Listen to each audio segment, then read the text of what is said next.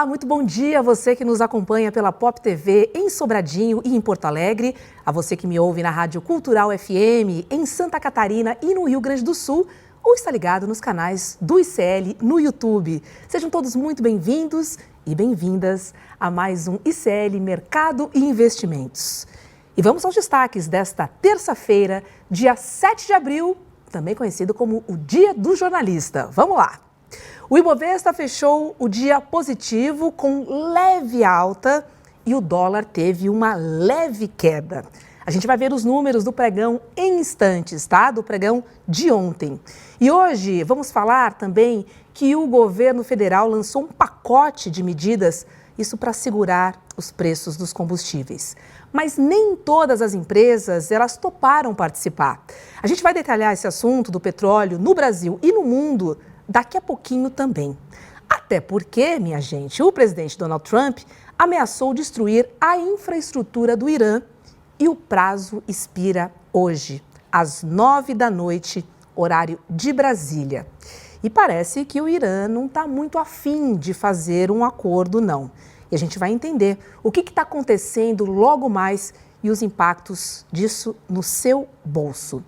E hoje a gente vai comentar sobre uma mineradora do interior de Goiás que se tornou uma protagonista de uma batalha estratégica entre as nações. E qual o motivo? É o seguinte: os Estados Unidos fecharam um acordo para ter acesso preferencial aos minerais raros retirados do norte do estado de Goiás. E, naturalmente, acende um debate importante, sobre a soberania nacional. Esse assunto a gente vai aprofundar aqui hoje. Mas antes de tudo, vamos dar uma olhada na nossa agenda. Vamos lá, bota na tela aí, por favor. Hoje o dia começou com a divulgação dos dados finais do PMI composto e de serviços do mês de março na Alemanha, na zona do euro e também no Reino Unido.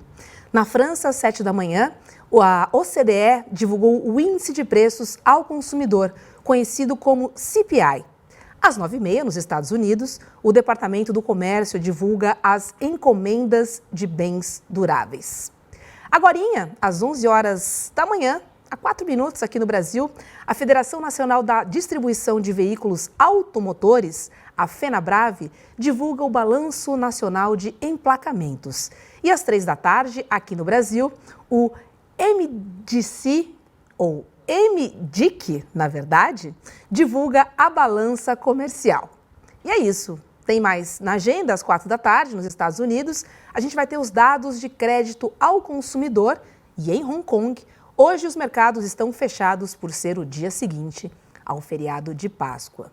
É isso, Hong Kong fechado, mas Brasil, Estados Unidos e o mundo, todos seguimos aí na expectativa, do que vai acontecer nesta terça-feira. Um dia importante, não só para os mercados, como para a nossa geopolítica, pensando nos conflitos e nos impactos de tudo isso que está acontecendo no mundo. Vamos acompanhar agora, então, como foi o fechamento de ontem nos mercados? Olha só, tem aqui na tela, A Ibovespa teve uma leve alta, e o dólar recuou. O dólar recuou um pouquinho, como a gente está vendo aqui. Aqui no Brasil, foi isso que nós tivemos no dia de ontem. E essa pouca volatilidade de ontem foi devido, claro, às incertezas sobre os próximos passos do presidente Donald Trump, depois dele dar um ultimato até hoje, terça-feira, para que o Irã abra o Estreito de Hormuz. Vamos dar uma olhadinha na tabela, então, tá? O Ibovespa, ele fechou positivo em 0,06%, fechando em 188.162 pontos. O dólar fechou negativo em 0,25%, cotado a R$ 5,15. O S&P, ele ficou positivo em 0,44% e a Nasdaq também fechou em alta de 0,54%. E reforçando aqui, tá todo mundo na janelinha esperando para ver o que vai acontecer hoje sobre o conflito no Irã. Você pode ver que é sempre 0, alguma coisa, 0, alguma coisa. Tá todo mundo esperando e tem que esperar de fato. Ainda nesse assunto de petróleo, de Hormuz e de Trump, a gente vai entender melhor essa questão dos preços dos combustíveis, tá? E para ajudar a gente a entender melhor, né, esse impacto, eu chamo agora a professora e economista Carla Beni. Oi, professora, bom dia, seja muito bem-vinda ao Mercado Investimentos. Bom dia. Bom dia, um prazer estar aqui com você. Professora, a senhora me ouve? Deu uma travadinha aqui, deixa eu só confirmar. Sim, Você me ouve bem? travou. Oi. Então, Voltou, eu estou te ouvindo bem, mas está travado ainda ou agora não? já está bom, agora já voltou, deu uma travadinha ali, mas vamos seguir com a entrevista, qualquer coisa a gente faz a Vamos. conexão novamente, tá bom?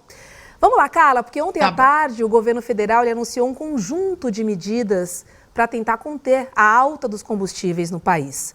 Mas o plano já enfrenta resistência. A gente já vê aí que grandes distribuidoras como Vibra, Ipiranga e a Raizen ainda não aderiram ao programa.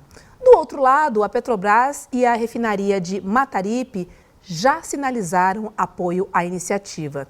Também tem proposta de subsídio ao diesel para dividir o custo, né, entre governo e estados, que teve adesão de 25 das 27 unidades da federação. E aí, para compensar a perda na arrecadação do PIS e COFINS, o governo anunciou um aumento do imposto de renda sobre o cigarro. Professora, e eu te pergunto, o pacote anunciado ontem, ele tem prazo de 2 meses, né? Agora, se o conflito no Irã se prolongar, será que o governo tem fôlego fiscal para manter esses subsídios? Olha, essa questão ela é fundamental porque não há uma previsão, Roberta, do prazo dessa guerra. Se a gente olhar pela ótica do Irã, essa não é uma guerra econômica, é uma guerra religiosa, uma guerra de missão, e eles foram atacados dentro do país. Então, assim, é uma coisa muito mais complexa do que para os Estados Unidos, que está fora daquele espaço e tem uma discussão muito mais econômica do que outra coisa. Então, eu acho que essa questão do prazo, ela é muito importante para o planejamento estratégico do que se pretende. Então, é importante que o governo tenha, digamos assim, uma estratégia com relação à guerra, só que, por um outro lado, a gente não tem a mínima ideia do tempo que vai durar essa guerra, que é a sua preocupação. Pois é, a preocupação do mundo, né, Carla? Porque a gente sabe a dependência do petróleo que a gente tem ainda em 2026. Infelizmente, né? Digo infelizmente porque a gente torce aí pelas energias renováveis, obviamente. Agora, outro ponto importante é que o governo anunciou medidas para aumentar a fiscalização do setor. A ANP tem estrutura para fiscalizar milhares de postos ou a medida corre o risco de não sair do papel, hein, Carla? A gente já está vendo um aumento considerável aí, né? Absurdo, inclusive, em algumas bombas. Será que a situação vai mudar daqui para frente? O aumento de preço, ele já veio antes do anúncio qualquer da Petrobras. Então é importante lembrar que os postos já começaram a subir o preço antes do anúncio oficial, eventualmente, da elevação de preços. Essa estrutura de fiscalização, ela não consegue abraçar o país inteiro. Isto, para funcionar, teria que ter apoio da sociedade civil. Nós teríamos que fazer as denúncias, nós teríamos que entrar no PROCON e denunciar os postos que estivessem fazendo esse aumento de preços. Aí é uma outra questão, é chamar a sociedade para, digamos assim, fechar esse círculo. O que eu acho que é um processo bem difícil, até porque isso parte do pressuposto de um exercício de cidadania no Brasil muito mais forte até do que a gente está acostumado, né? Então a gente teria que se unir, teria que fazer as denúncias e normalmente quando você vai encher o tanque do carro, você está com pressa, né? Você vai antes de trabalhar ou antes de voltar para casa ou durante o dia. Então eu acho isso pouco provável. Eu acho que tem muito de anúncio, Roberta, e vai ter pouco de efetivação. Infelizmente. Tem uma cultura também no Brasil, né, sobre os combustíveis. Agora a gente está falando sobre o conflito no Irã, mas eu lembro que quando a gente fala em aumento de combustível, antes mesmo dele chegar nas bombas, esse efeito já é sentido pelo consumidor. Está aí uma pendência mal resolvida também, né, Carla? Muito mal resolvida. Eu acho que foi uma decisão que o Brasil teve num passado recente agora, quando ele privatizou a distribuidora da Petrobras, ele anulou, na verdade, um mecanismo que poderia fazer um controle de preços, ou pelo menos estabelecer um padrão concorrencial diferente. Então, quando você não tem mais uma distribuidora estatal, você literalmente entrega isso para o livre mercado. E agora vai ser responsabilidade, entre aspas, digamos assim, da população que se sentir prejudicada entrar com relação ao PROCON. Então, eu acho que esse processo é muito difícil justamente por causa da inelasticidade do produto. Não é um produto substituível. Você não tem 3, 4 opções para abastecer o seu carro, né? Ah, eu não quero esse combustível, eu coloco outro, eu ligo aqui na tomada. Não funciona desse jeito. É verdade.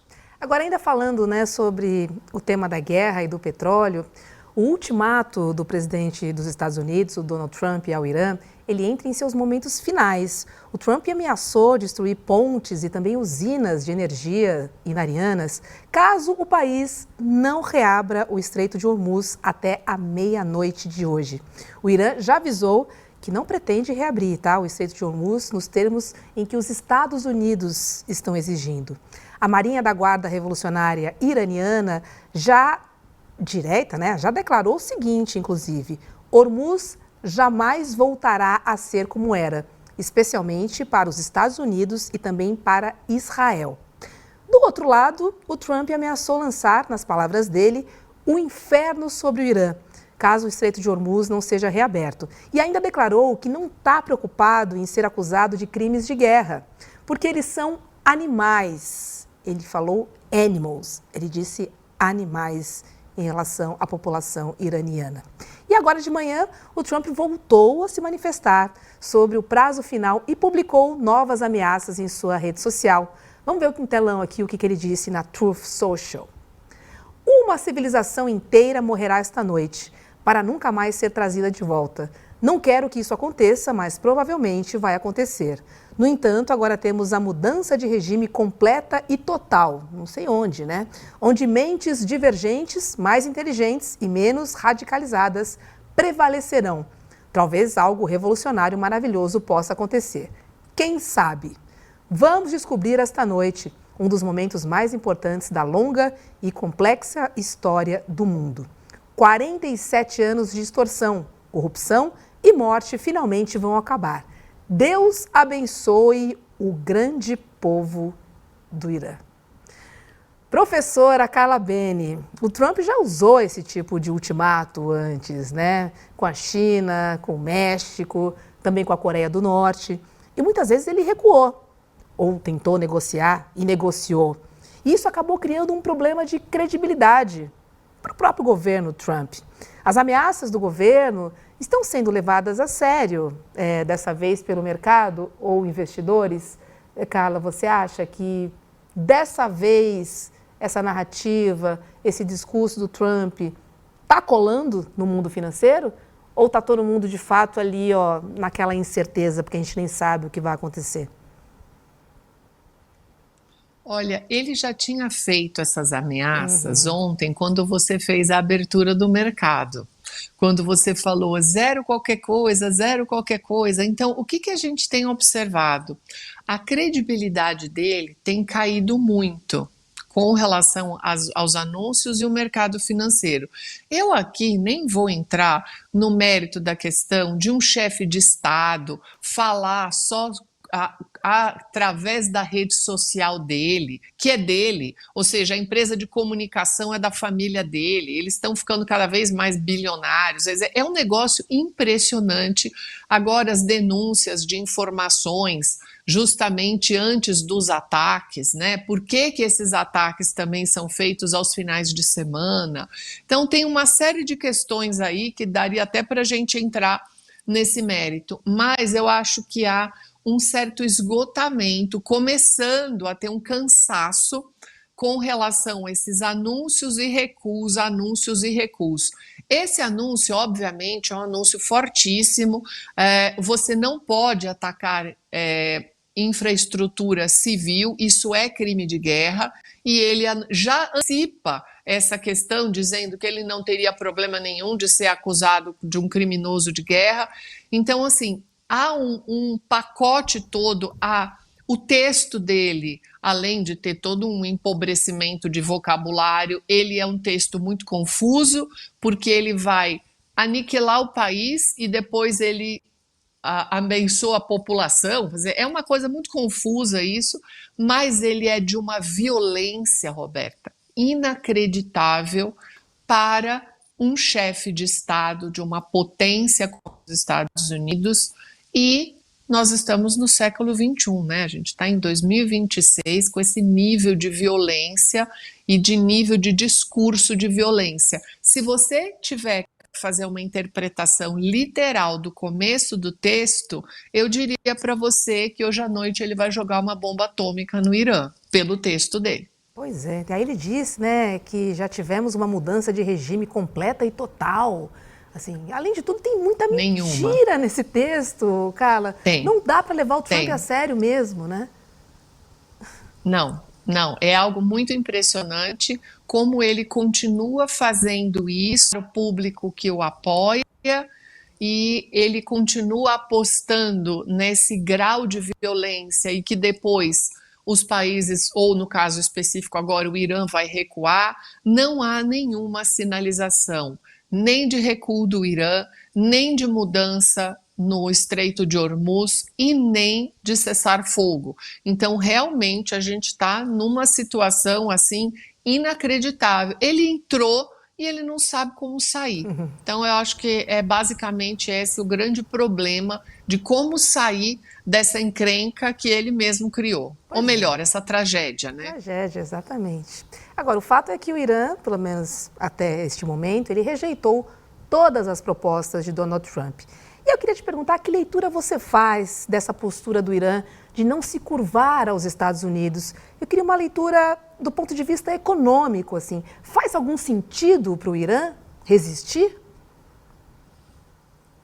Olha, aqui, até falar de economia, Roberta, mas a gente precisa sair um pouco até da questão da economia, que é o seguinte: o Irã, ele tem uma característica muito interessante, que ele costuma negociar, ele senta na mesa de negociação. E ele estava na mesa de negociações, discutindo a questão do enriquecimento de urânio, da produção dele de material radioativo. Isso estava sendo discutido quando os Estados Unidos bombardearam. Então, você recebeu uma bomba na sua cabeça estando sentado conversando. Isso foi um grande marco, e isso daí foi um problema. Como a gente tem sempre que avaliar que para o Irã os Estados Unidos são o grande Satã e Israel é o pequeno Satã, digamos assim, essa é uma visão muito missionária. Então, essa é uma missão deles nesse sentido de acabar com os Estados Unidos e Israel. Então, isso também é um ponto que deve se levar em conta, porque numa cabeça, digamos assim, ocidental nossa, a gente não tem dimensão do que é isso. Do mesmo jeito que a gente não tem uma dimensão do que é a resistência desse povo. Ele é um povo extremamente resistente, resiliente. Eles estão há séculos em guerras. Então, é muito importante. Isso é completamente do próprio Estados Unidos, que ele não tem guerra lá dentro. A população americana, quando ela vai guerrear, ela sai para guerrear fora do espaço geográfico dela. O Irã não, ele tem os conflitos internos, tem as suas fronteiras, tem as suas questões internas, é completamente diferente. E isso está lembrando. Acho que perdemos a Carla desta vez. A gente está falando sobre esse dia importante, né? que é o dia de hoje, o Donald Trump, presidente dos Estados Unidos, deu um ultimato, né? Deu até às 9 horas de Brasília de hoje para que o Irã reabra o Estreito de Hormuz.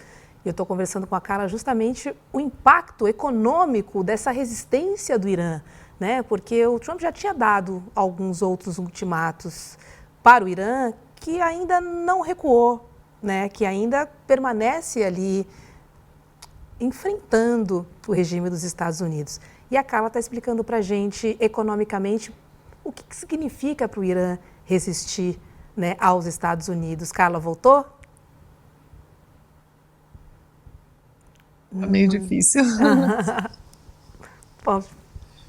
Então, essa questão econômica agora, Roberta, ela vai passar toda pelo Estreito de Hormuz. Ou seja, hoje o mundo, alguns países já estão com as escolas terminando mais cedo, problemas de combustíveis, problemas de transporte. Isso tudo é reflexo do próprio Estreito de Hormuz. Só que quando o Irã diz o estreito nunca mais será o mesmo, a gente precisa só lembrar ontem um ponto que a gente conversou. Ou seja, quem o Irã decide que pode passar pelo Estreito de Hormuz são os países aliados.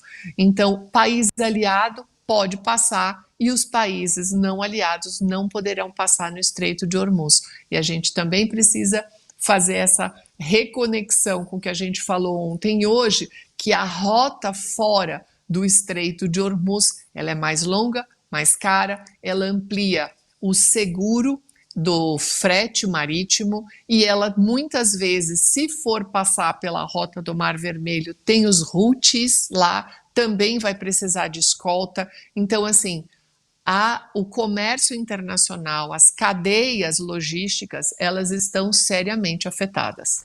E, Carla, a gente pode considerar que essa cobrança de pedágio ali no Estreito de Hormuz seria uma importante fonte de renda para o Irã? Porque a gente entendeu agora que o custo, né, quando você não passa pelo Estreito, ele é muito mais alto, ele é muito mais caro. Seria ali uma fonte de renda, pensando num país que está praticamente ali em guerra e que tem gastado muito dinheiro, inclusive, nesse conflito?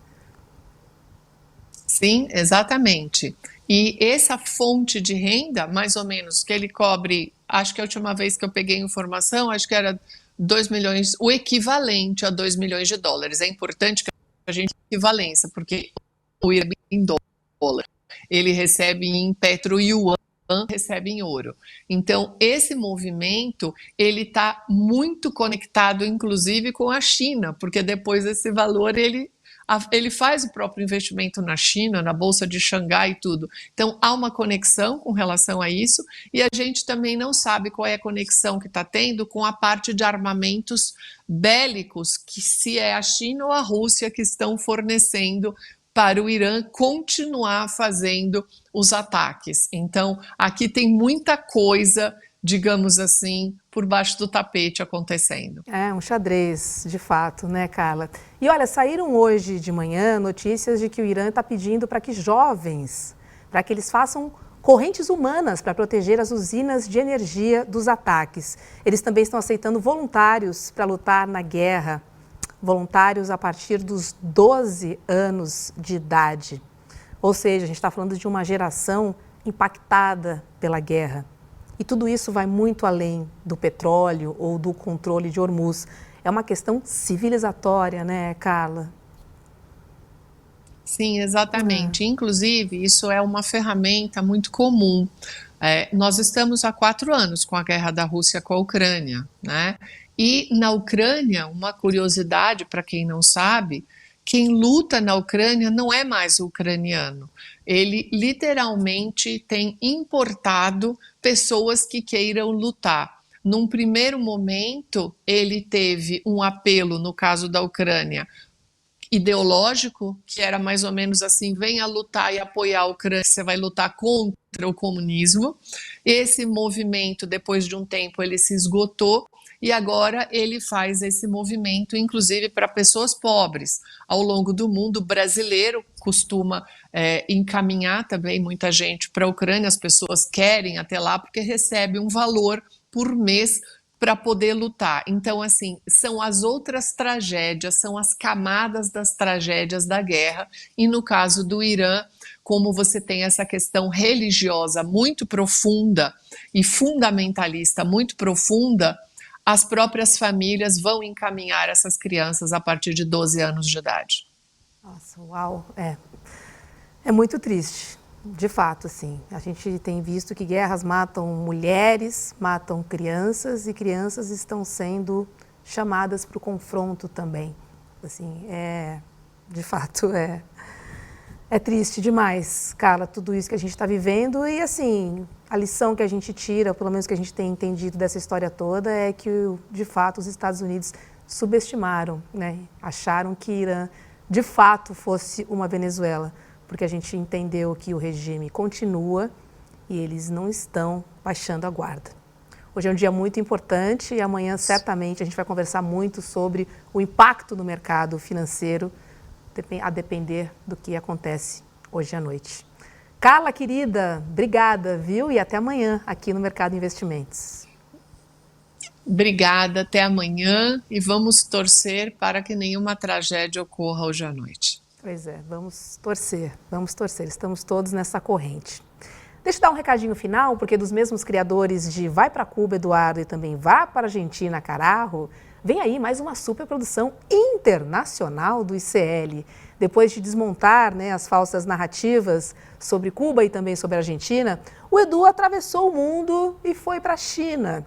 Em meio a uma avalanche de desinformação e também disputas geopolíticas, o novo documentário mergulha no país que se tornou um dos principais alvos de críticas do cenário global. E aí, no original ICL, Vai para a China, Eduardo, você acompanha uma jornada para entender, também questionar e revelar aos poucos o que poucos mostram. Então você não pode perder essa estreia, tá bom?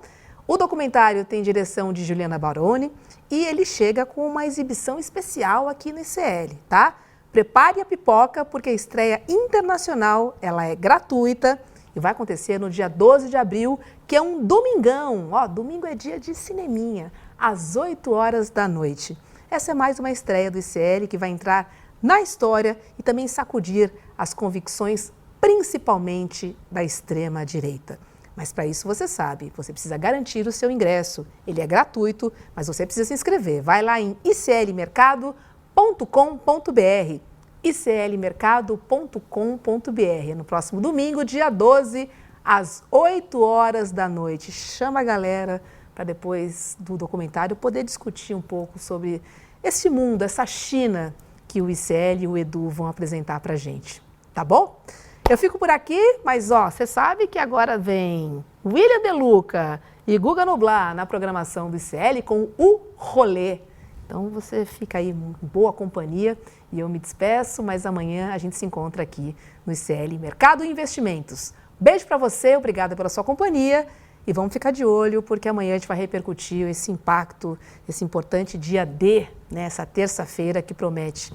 Espero que não seja nada extremo que aconteça hoje, mas de qualquer maneira amanhã vamos repercutir aqui no Mercado e Investimentos. Um beijo para você e até amanhã. Turma, olha só essas cenas do nosso documentário sobre a China. Bora conhecer uma das empresas de tecnologia mais bombadas da China? Vem comigo conhecer a Deep Robotics. Our robotic dog has many applications. They can entertain people, take care of old people by monitor his condition. They can help the people to prevent their home from stealing. The robot can patrol and inspect for a certain residential area or inside the factory to check if there are any potential fire is just happened.